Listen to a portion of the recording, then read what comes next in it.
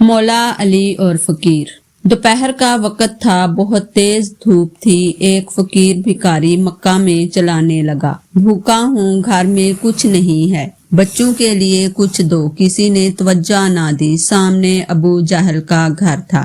دروازہ کھٹکھٹایا، ابو جہل غصے میں باہر نکلا کہ دوپہر کے وقت کیوں آواز دی۔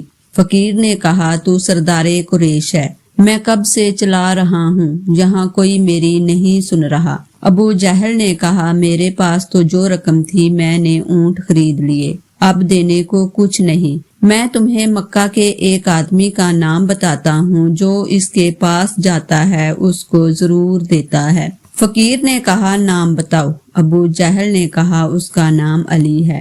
فقیر پوچھتا پچھاتا گھر تک پہنچا، دروازہ کھٹکھٹایا، مولا علی باہر نکلے۔ فقیر نے کہا کہ وہ جو سردار قریش ہے اس کے گھر مانگنے گیا، اس نے کہا کہ آپ کے پاس جاؤں۔ مولا علی نے بٹھایا، کھانا دیا۔ جب سیر ہو کر کھانا کھا چکا تو فقیر نے کہا، اب میری اور بھی مدد کرو۔ مولا علی نے کہا، مٹھی بند کرو۔ اس نے مٹھی بند کی تو مولا علی نے 3 بار مٹھی پر پھونکا اور کہا کہ مکہ سے باہر جا کر مٹھی کھولنا۔ بند مٹھی لیے چل پڑا۔ ابو جہل نے دیکھا فقیر کو تو اس کے پیچھے دوڑا، کہا، علی نے کیا دیا؟ فقیر نے کہا، جب مٹھی کھلے گی تو پتہ چلے گا۔